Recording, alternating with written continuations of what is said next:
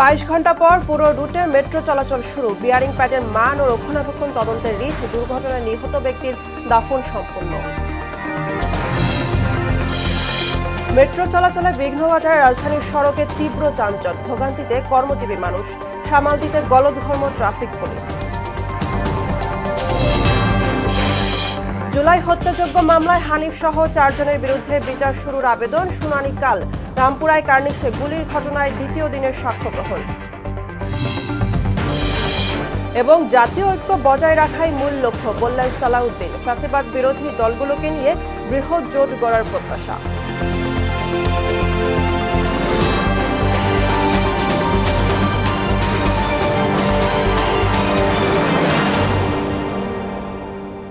আসসালামু আলাইকুম, সবাইকে মোহনা সংবাদে স্বাগত। শুনছিলেন শিরোনাম, পুরো সংবাদের সঙ্গে আছি আমি বুশরা জাহানিমা। 22 ঘন্টা পর রাজধানীর উত্তরা থেকে মতিঝিল পর্যন্ত পুরো পথে মেট্রো রেল সেবা চালু হয়েছে। আজ বেলা 11টার দিকে এই সেবা নির্বিচ্ছিন্নভাবে আবার চালু হয়। রোববার দুপুর 12:30টার দিকে ফার্মগেটে মেট্রো রেলের পিলার থেকে বিয়ারিং প্যাড খুলে পড়ে। এতে এক যুবকের মৃত্যু হয়। এরপর মেট্রো রেল চলাচল বন্ধ হয়ে যায়। পরে বিকেল 3টায় উত্তরা থেকে আগারগাঁও পর্যন্ত মেট্রো রেল সেবা চালু করা হয়। এর 4 ঘন্টা পর খুলে দেওয়া হয় মতিঝিল থেকে শাহবাগ পর্যন্ত। এদিকে উচ্চ পর্যায়ের কমিটি করে মেট্রো রেল এবং ঢাকার সকল ফ্লাইওভারের বিয়ারিং প্যাডের মান ও রক্ষণাবেক্ষণ তদন্তে হাইকোর্টে রিট দায়ের করেছেন ব্যারিস্টার আব্দুল্লাহ আল মামুন। এদিকে মেট্রো রেলের পিলারের বিয়ারিং প্যাড পরে নিহত আবুল কালাম আজাদের দাফন সম্পন্ন হয়েছে। সকালে শরীয়তপুরের নড়িয়া উপজেলার ঈশ্বরকাঠি গ্রামে দ্বিতীয় জানাজা শেষে তার লাশ দাফন করা হয়। এর আগে রবিবার রাত 10টায় সিদ্ধিরগঞ্জের নতুন আইলপাড়া এলাকায় বায়তুল ফালাহ জামে মসজিদ প্রাঙ্গণে তার প্রথম নামাজে জানাজা অনুষ্ঠিত হয়। জানাজায় অংশ নেন হাজারো মানুষ।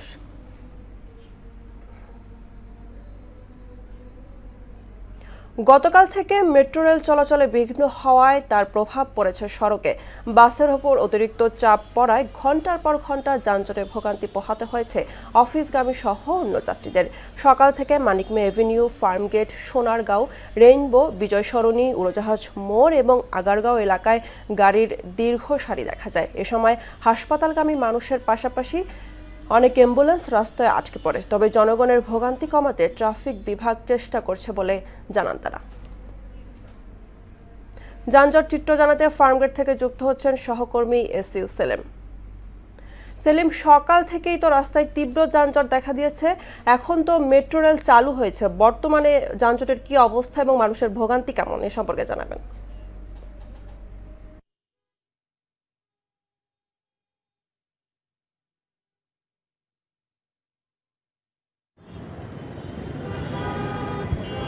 ইমা, আপনি যেমনটি বলছিলেন যে আমরা দেখেছি যে যানজটের নগরীতে বেশ কয়েক বছর যে আমরা যে বিষয়টিতে বলছিলেন যে মেট্রো রেলে গতকালের দুর্ঘটনা পরে কিন্তু দীর্ঘদিন পরে রাজধানীতে যে যানজট, সেই যানজট আমরা আবার দেখা শুরু করেছি এবং মাঝখানে আমরা কয়েক বছর দেখেছি মেট্রো রেল চালু হওয়ার পরে কিন্তু যানজট রাজধানীর এই সড়কটি ফার্মগেট থেকে কারওয়ান বাজার এই সড়কে যানজট কিছুটা কমেছিল, কিন্তু আজকের চিত্রটি পুরোই ভিন্ন। গতকালকে দুর্ঘটনার পর যখন মেট্রো রেল বন্ধ হয়ে যায় এরপর থেকে কিন্তু আমরা সড়কে চাপ দেখছিলাম। তবে আজকে সকাল থেকে অফিসগামী মানুষ, বিশেষ করে যারা অফিসের দিকে যাচ্ছিলেন তারা কিন্তু তীব্র ভোগান্তিতে পড়েন এবং এই প্রভাব কিন্তু বিজয় সরণি থেকে শুরু হয়ে এদিকে ফার্মগেট, আগারগাঁও এবং মানিক মিয়া এভিনিউ সড়কগুলোতে তীব্র যানজট আজকে আমরা সকাল থেকে দেখতে পাচ্ছি এবং এই যানজটে কিন্তু সাধারণ মানুষের পাশাপাশি অফিসগামী যাত্রীরা তীব্র ভোগান্তিতে পড়েছেন এবং একই সঙ্গে হাসপাতালে যারা যাচ্ছিলেন রোগী কিংবা যাদের যেসব অ্যাম্বুলেন্স রোগী নিয়ে যাচ্ছিলেন সেই অ্যাম্বুলেন্সগুলো কিন্তু যানজটে আটকা পড়েছে এবং ট্রাফিক পুলিশ কিন্তু আমরা দেখছিলাম যে সকাল থেকে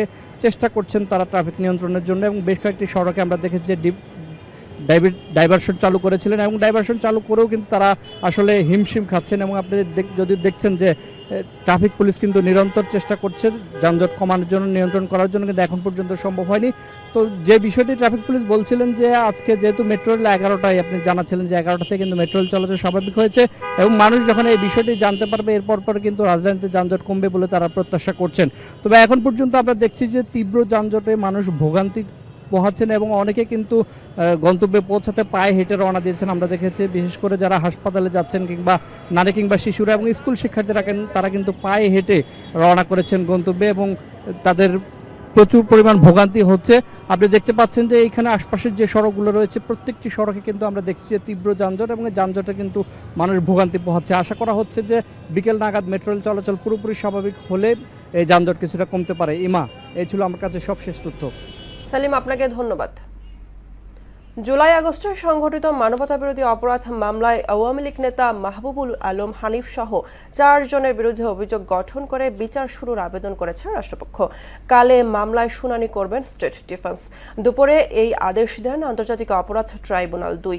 এদিকে জুলাই আন্দোলনের সময় রামপুরায় ছাদের কার্নিশে ঝুলে থাকা ব্যক্তিকে গুলি ও 2 জনকে হত্যার ঘটনায় ডিএমপির সাবেক কমিশনার হাবিবুর রহমান সহ 5 জনের বিরুদ্ধে দ্বিতীয় দিনের সাক্ষ্য গ্রহণ শুরু হয়েছে।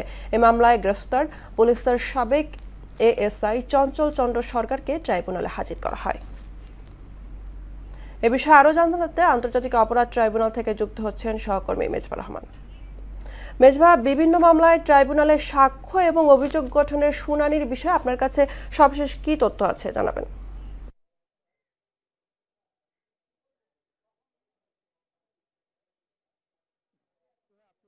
আসলে বলছিলেন আজকে ট্রাইব্যুনালে বেশ কিছু বিষয় আলোকপাত করা হয়েছে। এর মধ্যে রয়েছে গত বছর জুলাই আন্দোলনের সময় রাজধানীর রামপুরায় ছাদের কার্নিশে ঝুলে থাকা ব্যক্তিকে গুলি এবং 2 জনকে হত্যার দায়ের করা মামলায় ডিএমপির সাবেক কমিশনার হাবিবুর রহমান সহ 4 জনের বিরুদ্ধে একটি অভিযোগ দায়ের করা হয় এবং সেই মামলার কিন্তু আজকে দ্বিতীয় দিনে সাক্ষ্য গ্রহণ ছিল।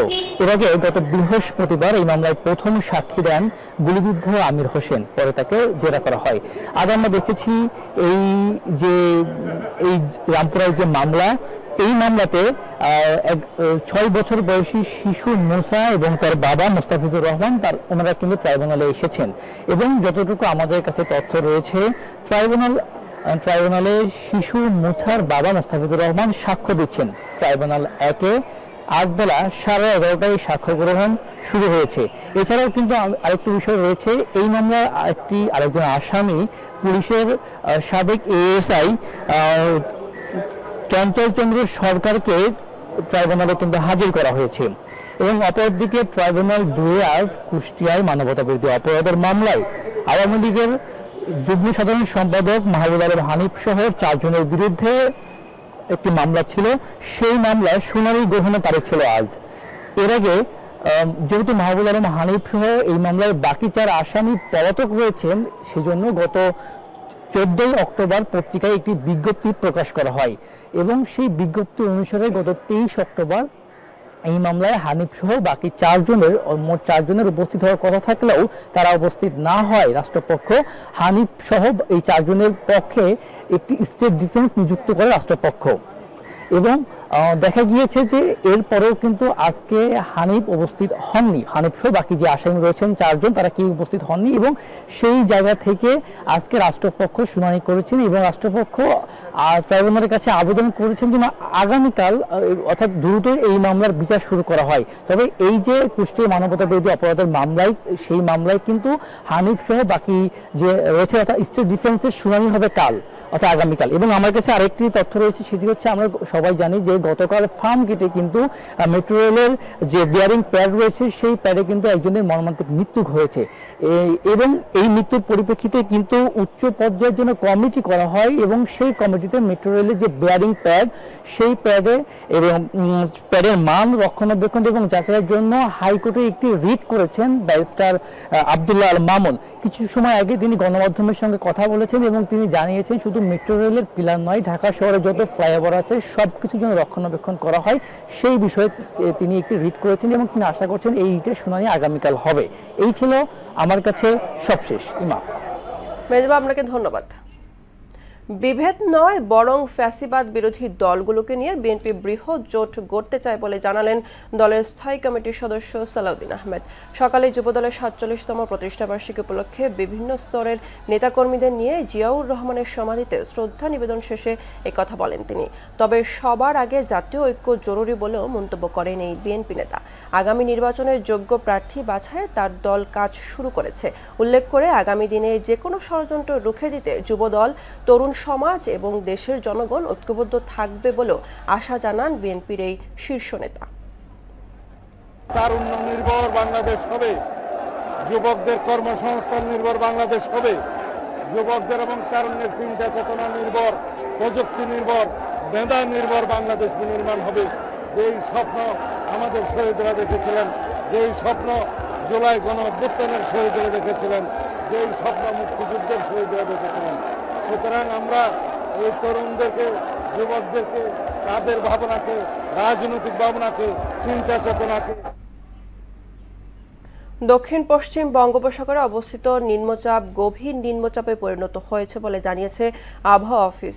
গভীর নিম্নচাপটি আজ সাইক্লোন মন্থায় রূপ নিয়েছে। তীব্র ঘূর্ণিঝড়ের রূপ নিয়ে ভারতের উড়িষ্যা উপকূল দিয়ে স্থলভাগে অগ্রসর হচ্ছে। নিম্নচাপটির কেন্দ্রে বাতাসের একটানা গতিবেগ ঘন্টায় 50 থেকে 60 কিলোমিটার।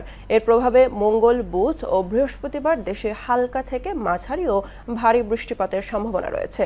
সকল সমুদ্রবন্দরকে 2 নম্বর দূরবর্তী সতর্ক সংকেত দেখাতে বলা হয়েছে। পিরোজপুর জেলা হাসপাতালে নানা অনিয়ম ও অব্যবস্থাপনার অভিযোগ উঠেছে। কর্তৃপক্ষের দায়িত্বে গাফিলতিতে সেবা বঞ্চিত হচ্ছে রোগী ও তাদের স্বজনরা। জেলা হাসপাতালের সব বিষয় মনিটরিং করার জন্য একটি কমিটি আছে জানিয়ে শীঘ্রই সমস্যাগুলো সমাধান করার কথা বলেন সিভিল সার্জন। নুরুদ্দিনের প্রতিবেদন জানাচ্ছেন আফরিন পপি। পিরোজপুর জেলা হাসপাতালে গুরুত্বপূর্ণ পরীক্ষা নিরীক্ষা চালুর তথ্য থাকলেও বাস্তবে অধিকাংশই অচল। দন্ত বিভাগের নোংরা পরিবেশ ও রক্তমাখা যন্ত্রপাতি দিয়ে চিকিৎসা দেওয়ার চিত্র এটি। এক্স-রে মেশিন থাকলেও অধিকাংশ সময় নাকি থাকে অচল। পরিপূর্ণ চিকিৎসা না পাওয়া সহ বিস্তর অভিযোগ রয়েছে হাসপাতালে দেওয়া খাবার নিয়ে। খাবার রুচিতে আসে না, মানুষ খাইতে পারে না, একজনের খাবার আর একজনকে দিয়ে দেয়। এখানে স্টাফরা হসপিটালের খাবার ভালো না, আমার রোগী খেতে পারে না, এর জন্য আমি বাড়ি থেকে খাবার এনে রোগীকে খাওয়াই। যে পরিমাণ খাবার আর যে খাবার দিতেছে সেটা রোগীর জন্য মানসম্মত না এবং পর্যাপ্ত পরিমাণও না। রক্ত এবং আবর্জনা ময়লা যেখানে হচ্ছে এবং যে দন্ত জিনিসগুলো দিয়ে মুখের মধ্যে মানে ট্রিটমেন্ট করা হয় সেই জিনিসগুলো ছিল একদম অপরিষ্কার। যদিও খাবার নিয়ে অভিযোগ অস্বীকার করেন সরবরাহকারীরা। আমরা সবকিছুই ঠিক মতন দিই, এখন রোগী যুগে তো অভিযোগ থাকবেই। পরিষ্কার পরিচ্ছন্ন রাখা সহ সেবার মান বাড়াতে সর্বোচ্চ চেষ্টা করা হচ্ছে জানিয়ে সিভিল সার্জন বললেন, দালাল নিয়ন্ত্রণ সহ বেসরকারি ডায়াগনস্টিক ও হাসপাতাল কর্তৃপক্ষের সাথে আলোচনা করে সব সমস্যার সমাধান করা হবে। পরিচ্ছন্নতা কর্মী তাদের সংকট আছে, তারপরে আমরা আমাদের সর্বোচ্চ চেষ্টা করে যাই যাতে আমাদের হাসপাতাল আমরা পরিষ্কার পরিচ্ছন্ন রাখি। দালাল আসলে এটা একটা জাতীয় সমস্যা আমাদের এখানে। আমরা দালালদের সাথে মুক্ত করার ব্যাপারে আমরা খুবই কনসার্ন। ডায়াগনস্টিক এবং বেসরকারি হাসপাতাল এবং বেসরকারি ডায়াগনস্টিক সেন্টার তাদের সাথে মালিকদের সাথে আমরা বসার জন্য একটা চিঠি ইস্যু করেছি। আমরা তাদের সাথে দালাল মুক্ত করার ব্যাপারে তাদের সাথে বসবো। ভোগান্তি লাঘবে সমস্যা সমাধান করবে হাসপাতাল কর্তৃপক্ষ, প্রত্যাশা সেবা প্রার্থীদের। আফরিন পপি, মোহনা সংবাদ। হিমালয়ের পাদদেশে হওয়ায় উত্তরের জেলা দিনাজপুরে জানান দিচ্ছে শীতের আগমনী বার্তা। দিনে তেমন একটা বোঝা না গেলেও রাত থেকে ভোর পর্যন্ত কিছুটা শীত অনুভূত হচ্ছে। মাঝে মধ্যেই সকালে দেখা মিলছে কুয়াশার। আবহাওয়া অফিস বলছে দিন ও রাতের তাপমাত্রা ক্রমান্বয়ে কমতে শুরু করেছে। গত কয়েকদিনে দিনাজপুরের সর্বনিম্ন তাপমাত্রা 22 থেকে 24 ডিগ্রির মধ্যে থাকছে। তবে পুরোপুরি শীত আসতে মাসখানেক সময় লাগবে। সুবল রায়ের প্রতিবেদন জানাচ্ছেন তাহসিন তারিন। ভোরের দিকে কুয়াশায় আচ্ছন্ন থাকছে উত্তরের জেলা দিনাজপুর। মাঝে মধ্যেই বইছে হিমেল হাওয়া। প্রকৃতির এইসব চিত্রই বলে দিচ্ছে দুয়ারে ঘন্টা বাজাচ্ছে শীত। তবে এই জেলায় পুরোপুরি শীত আসবে নভেম্বরের শেষ ভাগে। বর্তমানে হালকা শীতের আবহাওয়া উপভোগ করছেন এই অঞ্চলের মানুষ। ভোর ভোর টাইমে শীত বেশি, কুয়াশা বেশি লাগতেছে আর ঠান্ডাও লাগতেছে। সকালে কুয়াশা, আমরা ভোরে শীতটা একটু বেশি বোঝা যাচ্ছে। রাতে কুয়াশা, সকালবেলা একটু ঠান্ডা করছে, আমরা কাজে যাচ্ছি। আবহাওয়া অফিসের কর্মকর্তারা বলছেন কয়েকদিন ধরে দিন ও রাতের তাপমাত্রা কমতে শুরু করেছে। এই সময় সর্বনিম্ন তাপমাত্রা 20 থেকে 24 ডিগ্রি সেলসিয়াসের মধ্যে থাকছে। গত কয়েকদিনে এ জেলার সর্বনিম্ন তাপমাত্রা 22 থেকে 24 ডিগ্রি সেলসিয়াসের মধ্যেই উঠানামা করছে। চলতি মাসের শেষের দিকে, একেবারে শেষের দিকে রংপুর বিভাগের কিছু কিছু জেলায় বৃষ্টির সম্ভাবনা রয়েছে। বৃষ্টির পর তাপমাত্রা আরো কিছুটা কমে আসবে, সেই সাথে শীতের অনুভূতিও ধীরে ধীরে বৃদ্ধি পেতে পারে। এখন পর্যন্ত জেলার সর্বনিম্ন তাপমাত্রা রেকর্ড করা হয়েছে 22.5 ডিগ্রি সেলসিয়াস। তাহসিন তারিন, মোহনা সংবাদ। শেষ করব মোহনা সংবাদ, যাবার আগে শিরোনামগুলো আরো একবার।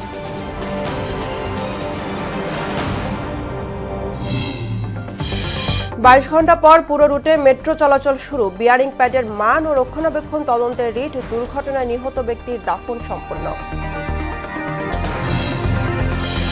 মেট্রো চলাচলে বিঘ্ন ঘটায় রাজধানীর সড়কে তীব্র যানজট। ভোগান্তিতে কর্মজীবী মানুষ, সামাল দিতে গলদঘর্ম ট্রাফিক পুলিশ।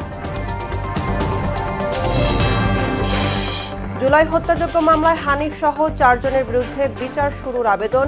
শুনানি কাল। রামপুরায় কার্নিশে গুলির ঘটনায় দ্বিতীয় দিনের সাক্ষ্য গ্রহণ। এবং জাতীয় ঐক্য বজায় রাখাই মূল লক্ষ্য বললেন সালাউদ্দিন। ফ্যাসিবাদ বিরোধী দলগুলোকে নিয়ে বৃহৎ জোট গড়ার প্রত্যাশা।